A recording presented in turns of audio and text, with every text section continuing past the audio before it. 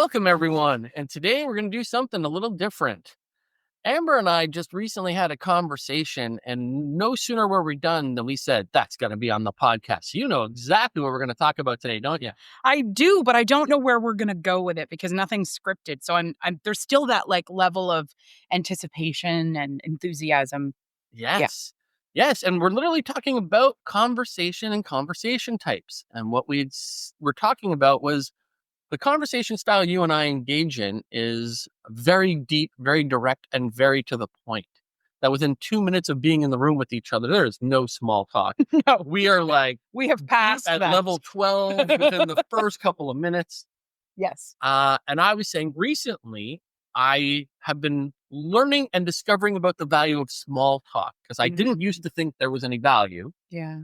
And I saw a podcast with Simon Sinek and Trevor Noah, and Trevor said, and I'm repeating Trevor here, about the value of small talk because it allowed us to determine who was and who wasn't in our tribe. And we use small talk for figuring that out at an early relationship. And as soon as we hit the word tribe, wow, did we have a conversation and it just went places.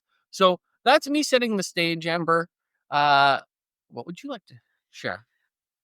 So first of all, I think I also struggle with small talk because I in general I love deep conversation and I love intentional kind of emotional work, which is really stressful for a lot of people because not everybody enjoys that. So I am aware of that. I think you and I, first of all, just to remind people, you and I have been in each other's lives in some way, shape, or form for a long time. I mean, we're not at 20 years yet, but I think we're like 18. We're pushing it. And we've not been very close all of those years. So let's be clear. Like we met each other, your wife and your children.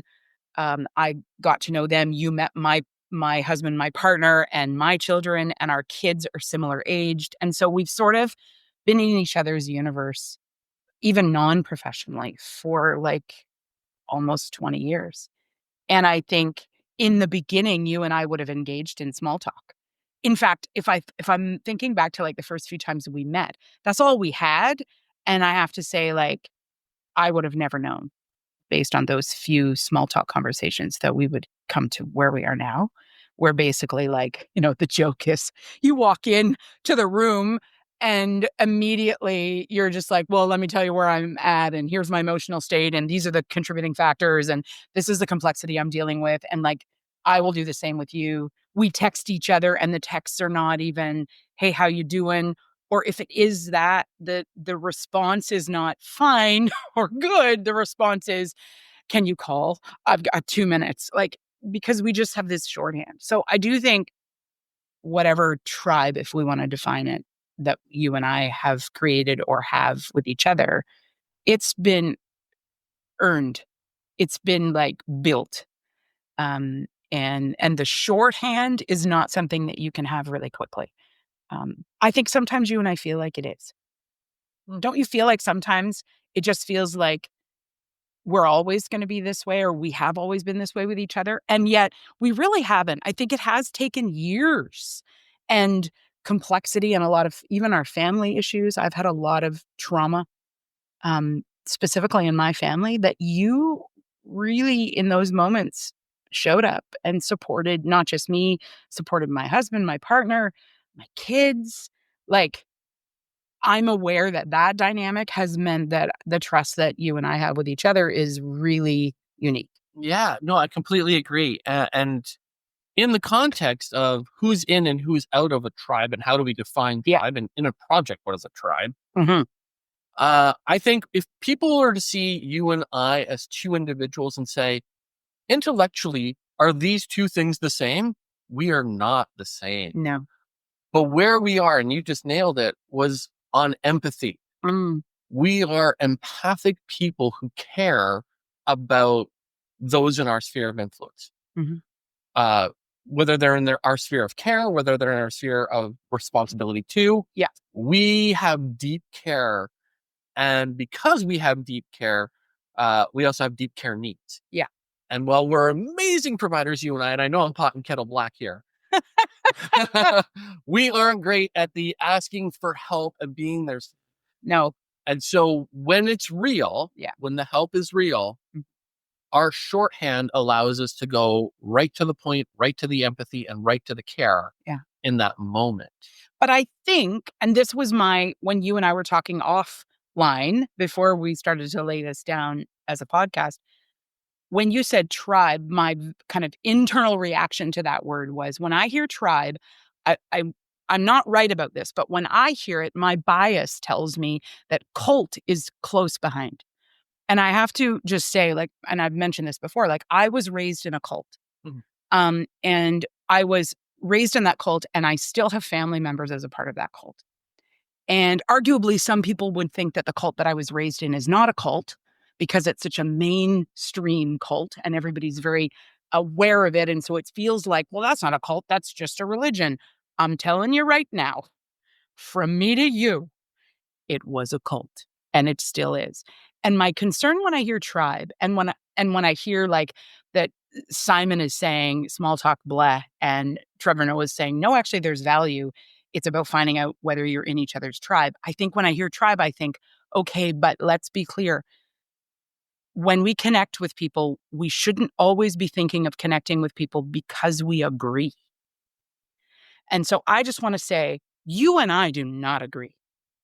Uh, about a lot of things, but very much we are in each other's tribe. And so I think for me, my bias would just be cautious because of my cult experience. And, it's taken me, well, arguably, I'm still not out of the cult because I was like completely raised by this cult mentality, which means that like a lot of my neural pathways that are hardwired in my brain are cult based, which means that I'm in my 50s and I still have bias that if I do the work of, you know, pulling back the layers of that bias, it originates in the cult mentality I was raised in. So for me, tribe, I have to work hard to define it as when we connect with people we have shared interest or shared beliefs with, but we don't have to fully agree. Because part of how I left the cult and continue to not be a part of that cult is I had to be willing to accept that other people's viewpoints, POVs, were okay. I had to let go of the black and white, and I had to be more open to and be more curious to other ways of thinking. Thank you for sharing that. That was really important. Um, and I really hear what you say when you say the word cult. Mm, Now, when I hear tribe, I can certainly see how cult mm, is an adjacent, a cousin, a brother. It is right in that same sphere, and mhm, certainly can be heavily related. mhm. Um, but I have a different experience. But to use your language, it could be considered cult-like. Okay. So being a military member for Mhm. the vast majority of my career How life, long before you go, how long were you actually I was in the in military? active service Mhm. for over 20 years, Wow. and I've been affiliated with D&D as contract work for close to 8 now, so Wow. almost 30 years. Wow.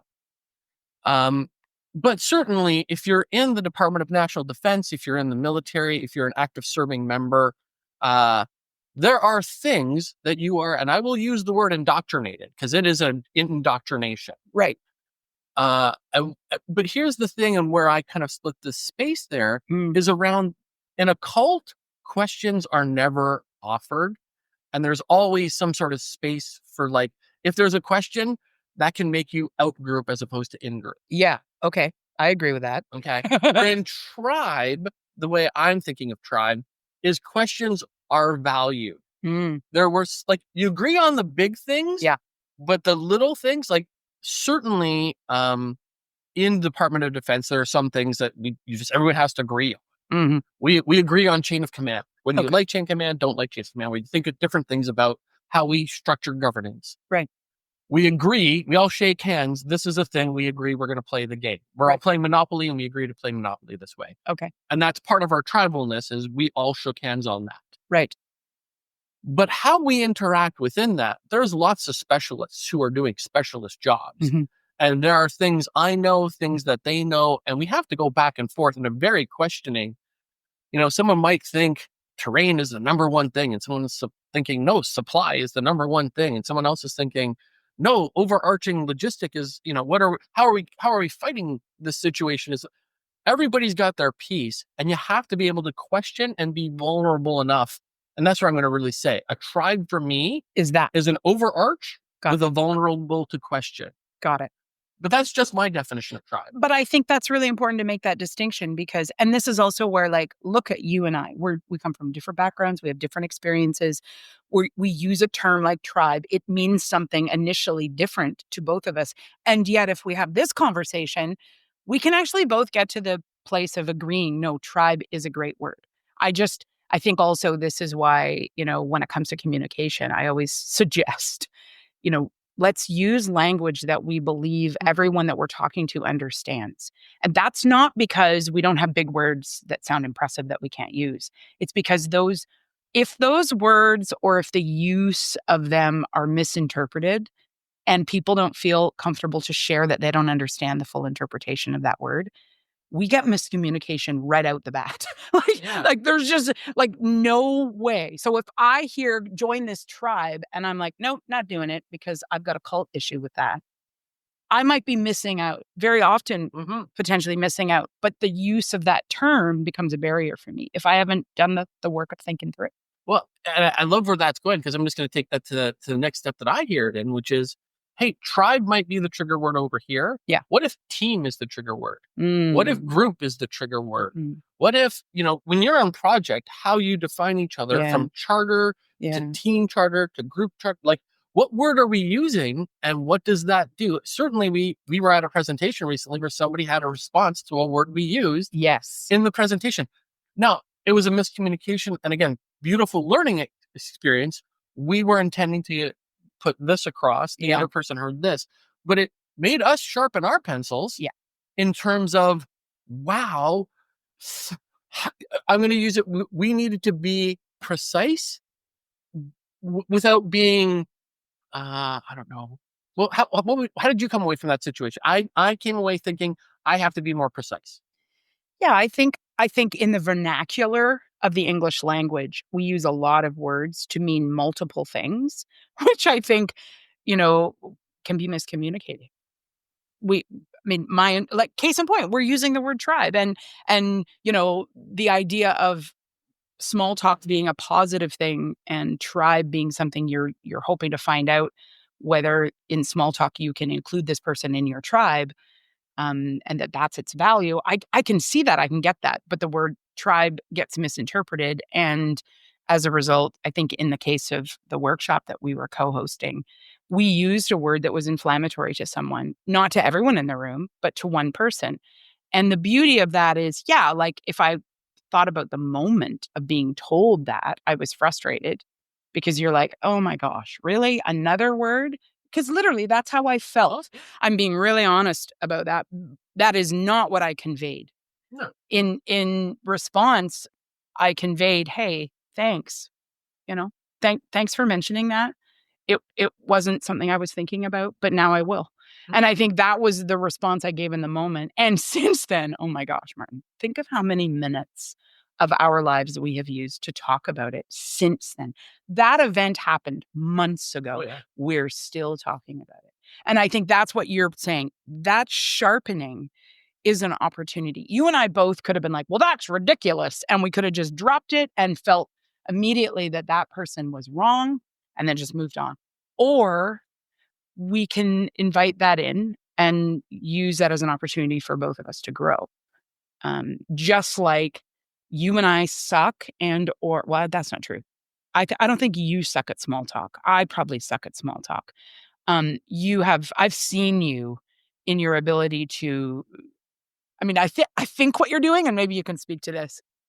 I think what you're doing in your small talk conversations is I think you're looking for opportunity to have someone share just enough in small talk that then you can take them to a deeper level. And you're quite strategic about it, not to like blow the cover off of how you relate to people, but I feel like I've witnessed you do that. Yeah. You're 100% right. So I want to answer that, but I just want to point out one word that we're using in precision, which is the word suck. Oh, yes. Because we Uh, certainly put explicit content on our podcast. We don't filter. yeah, no. And Well, our definition of the word suck is we do have one, and we do use it in our content. that's true. That's different from what our Yeah. listeners might be hearing. You're right. So everybody, we do have a definition for this one, but I want to go on with that. But the definition of suck for us is what, Martin? Give it to us in one sentence. Well, so suck is a thing. So suck is an attitude. Yeah. What I mean by that is challenge and uncertainty will happen, right? Challenge, stresses, uncertainties, calamities, that's going to happen in life. But you get to choose your attitude about it. Yeah. So I've told you the story many times about how I used to say, like, no matter how bad the military would hit me with something, I always had a little mental filter that went, I love the way this sucks. Because I was telling myself the attitude about this is gratitude. Yeah. My attitude was gratitude. Okay. Which was, I get to do this level of suck so that I'll be better, my team will be better. And in that moment of stress, when it's really hard, on the line, you need to perform. Yeah. We will have challenged ourselves Right. enough to have prepared ourselves for that moment. So what I hear is embrace the suck. I embrace the suck. I love the suck. I love the suck. I genuinely love suck. And like, that's a hard thing to do because there's things that suck that in the second they happen, you're like, oh, I don't love this suck. I know. But it was literally the mantra I used over and over and over and over again as a belief. Like, I believed that the people who were in my tribe, whether they language it this way or not, all loved the way it sucked. Yeah. Because when we were done, no matter what horrible thing we had just survived, we're throwing high fives and popping a beer. And we're just like, we loved the moment. Like, that was hard. But the value, and you've said this, you've said, I love hard things. Yes. The value was in the hard things. Agreed. Yeah. But the challenge, of course, is not everyone interprets those hard situations the same way. But I do think what you're scratching at there is it's a mentality. It's like brain work. You know, it's countering, like emotionally, we feel all the feels. Yes. But you're actually laying hold of that space between your emotions that you feel before you can think properly. And then you're starting to, whether it's counting to 10 and now I'm thinking better and I'm putting my rational, logical brain on it. And now I'm like, okay, I can't change the suck. So if I can't change it, I better find a way to embrace it. And then that creates a better space to actually You're do the absolutely work. right. You have to lay the table down before we have the conversation. Yeah. You can't go in the room and go like, tell me your deepest, darkest secret. Yeah. So you can't meet someone and ask that question. I was going to say, which is why I think I have witnessed you small talk someone into a deeper talk. So we're okay. So I'm going to completely agree with you, but I'll change the language again in precision to somewhere, which is, as you know, I'm a hypnotist. So as a hypnotist, you can't just go whammy, like with those shaking hands and the flashing light. Like, I feel like we all think you can, though. Well, I feel like when you tell people in a professional setting that you're a hypnotist, I feel like everyone just quakes in fear. Because the first thing you think of is like, am I hypnotized right now? Like, is he doing it right now? You're right. You're right. I've seen the response. I liken the sentence, I'm a hypnotist to I'm Batman. Yeah, like no, you can't be small about that. Like, what? He just said what? What power does he have? Yeah, no, exactly. Like, no, okay. What I'm trying to say there is hypnosis comes through conversation, and conversation begins with rapport. Right. That you have to have a rapport before you get into relaxation, into deep state, into those spaces of trance. Right. Now, trance doesn't take a long... We can get tranced out by watching TV pretty fast. Yeah. But if we're doing interpersonal work with hypnosis and putting someone into that state, we tend to think of it as a whammy, that it's happening to us. Right. And it isn't that way. It isn't. Which is should be a relief to all of you listening. Yeah. That you are not being hypnotized right now. No, you are not being hypnotized. Listen to the sound of my voice. It is a place, like, genuinely speaking, you're going to go into that space. Okay. And if you don't feel safe, in fact, when you're in a state like that, and I just always liken it to a dream. When you're in a dream, you're going to behave like you. Right. If you're not going to Manchurian candidate shoot the president in your dream, then you're not going to do it in hypnosis. Okay. Because it's not a part of who you are. Okay. But in conversation, and is there conversational hypnosis? Wonderful things on conversational hypnosis out there. Conversational hypnosis isn't about whamming you into a space. It's about creating a table that we can have a deep conversation. So is that what I witness you doing? And by that, I don't mean that you're hypnotizing people. I mean, is that where you draw value from small talk? I I always see the value in small talk because I don't like, again, like you, I don't like small talk. Okay. And just to be clear, both in my professional and personal life, if I'm talking about uh like who do I invite in? Right. We all have people that we have to work with because they're part of our teams, they're part of our projects, they're part of our stuff. Right. But everybody that I've invited into my inner circle, yeah, we get deep within like 2 minutes. Yeah. Because that's because the table's already set. Because the tribe is defined. We've defined the tribe, Right. we've defined the table, we've defined the rules of engagement. Got it. You can go, just like you and I, okay, 30 seconds, hit me. Oh, that's okay, emotional charge, got it, let's go. Boom, boom, boom.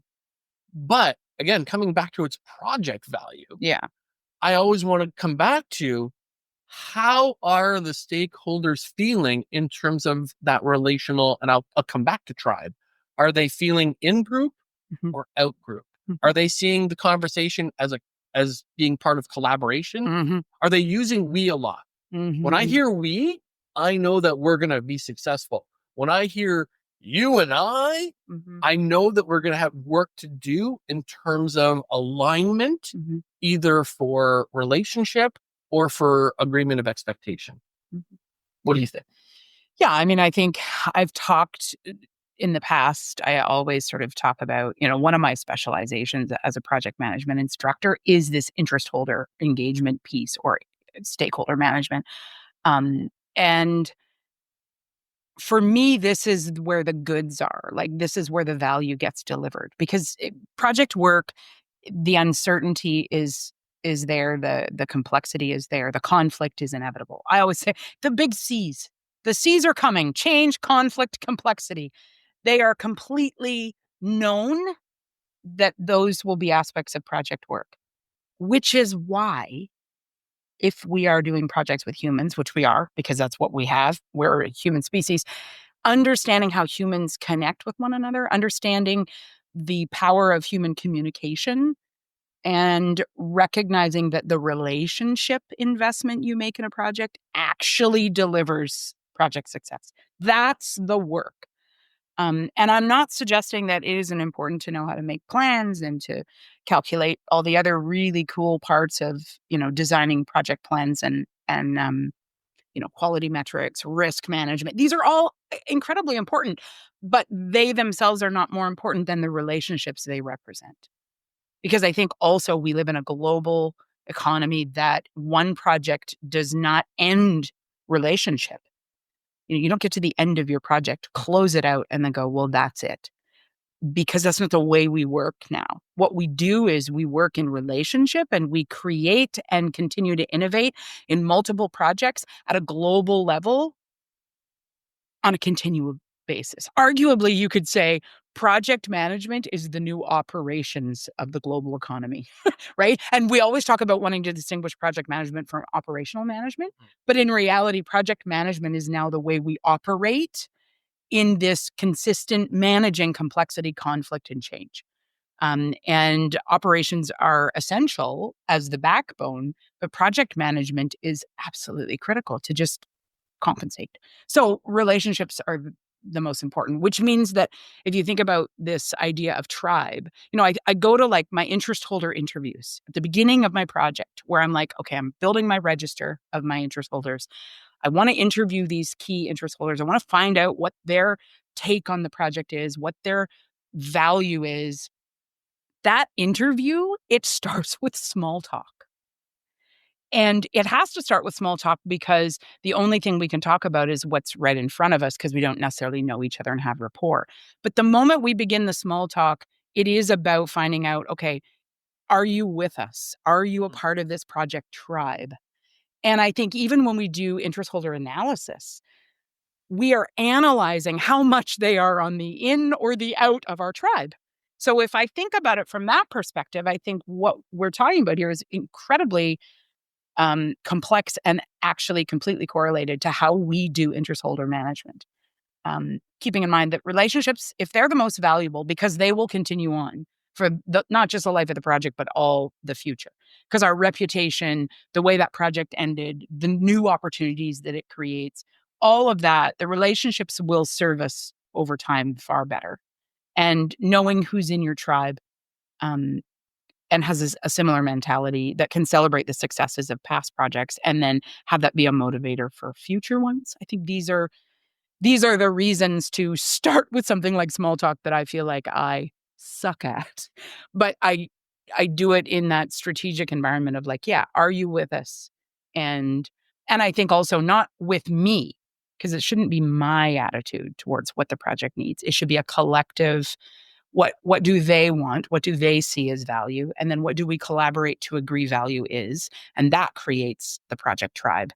It's not someone else's decision to decide what the priorities are. And I think a lot of projects in the past have been motivated by that, whatever the CEO or the sponsor wants. Oh, yeah. So getting back to tribe, I think it's a human thing. I think my issue with the word, I have to get over it. So hear me say the feisty PM is going to get over their issues with the word tribe. Well, and also I need to leverage small talk in ways that really does, increase the value of those moments. I'm just not good at it because I'm actually an introvert, not an extrovert. Everyone assumes.